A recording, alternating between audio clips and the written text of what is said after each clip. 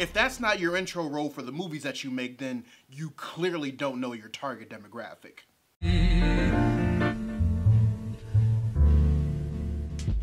Readers, I'll be the first to admit that this Readus Reacts definitely threw me by surprise. Not because I didn't think it was possible, mind you, but because of what inspired the movement to begin with. And that being Sony Interactive Entertainment following in Marvel Studios' example and creating PlayStation Productions in order to develop and produce movies and television series based on PlayStation's 25 years of video games in-house as opposed to licensing out the rights. And no, readers, that first part wasn't even an exaggeration. Assad Quizzlebash, the head of PlayStation Productions, admitted in an exclusive article for The Hollywood Reporter that not only did they look to what Marvel did with Marvel Studios as an example, but have talked to multiple writers, directors, and producers over the course of 2.5 years to get an idea on how it is in the industry, including Marvel Studios president Kevin Feige. Look, I'm aware that it's been confirmed that the proper pronunciation of his last name is Feige, alright? But at this point, it's either constantly joke about the pronunciation of his last name, or his Attack on Titan-ass smile, and I'm not trying to have nightmares tonight. Now, as you would expect, like Paramount Pictures worked with Marvel Studios to distribute their movies before Disney's purchase of the company in general, PlayStation Productions is working with Sony Pictures for film distribution, which I'm sure is going to be extended to both TriStar and Columbia Pictures respectively. And clearly they're not wasting any time on the matter, because with the exclusive at Hollywood Reporter came the announcement that they're already working on the production of their first slate of projects. The question on everybody's lips, though, is what are they?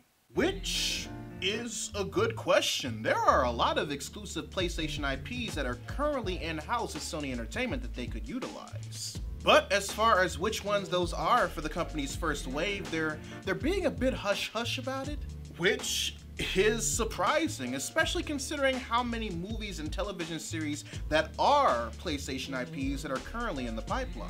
Two specifically, Uncharted and Sly Cooper, have been in and out of the news circuit for film and television respectively. And personally, I believe the fact that they're good candidates for PlayStation Productions' first foray into their respective mediums is pretty much because of it. Sly Cooper especially, because there's already a significant amount of groundwork made for it to be a PlayStation production project in the form of an animated series you more than likely forgot was happening. Technically, the show is supposed to be coming out in October 2019, made by Technicolor Animation, the same studio behind Nickelodeon's Sonic Boom, and globally distributed by PGS Entertainment, the company that handled the global distribution for Iron Man Armored Adventures, and the Alpha and Omega TV show that you just found out existed. The first season is said to consist of 52 episodes that are 11 minutes long, a technique first used by Adult Swim's Aqua Teen Hunger Force before it was adapted to Cartoon Network properly with Adventure Time and Steven Universe. But ever since that info and the trailer for the show was released back in 2018, not only has there not been any news about the show, but the information we've been previously exposed to has been stealthily redacted. Specifically, any and all association with PGS Entertainment, who not only removed the release dates of the episodes from their website after they were initially announced, but from the looks of the Sly Cooper page of their website, seems as if they're no longer handling the IP in any way, shape, or form. Not Technicolor, though. Technicolor's fine. Now, I'm pretty sure that since Technicolor still has the info regarding the Sly Cooper series on their website, that not only does that mean they're still involved with it, but it also means that the show isn't dead. So if I were to guesstimate, I'd say that the possible cut from PGS means that Sony's going to be distributing the Sly Cooper series themselves. And now that PlayStation Productions is a thing, that's more than likely looking to be the actual case. And if this goes well, then that lays the groundwork for other Sony-owned IPs through Sly's creator company Sucker Punch, possibly getting either TV or movie treatments, like Infamous, for example. It's a combination of the property being popular enough to help assure PlayStation Productions that it could work, and there already being groundwork established for it in its preferred medium. It's pretty much the same reasoning why they would choose the Uncharted series over The Last of Us to adapt over on Naughty Dog's side of the fence. The reason for Uncharted is because Sony purchased Naughty Dog, the company responsible for its creation, back in 2001, so all the IPs created by them from that date onward are pretty much fair game. Yes, technically Crash Bandicoot is also a Naughty Dog creation, but like Spyro the Dragon, Universal Interactive Studios owned the rights to the IP before they were purchased by Activision. So despite those being characters commonly associated with PlayStation, Sony doesn't have immediate access to those characters. But with them owning Naughty Dog now, it means that they have access to Uncharted and The Last of Us, and it just so happens that Sony's been trying to make a movie about the former for quite some time. Like back when Mark Wahlberg was going to be Nathan Drake back in 2010 before he was dropped in 2016. Then the movie being redrafted into a prequel with Tom Holland cast to play a young Nathan Drake a year after Marky Mark was dropped.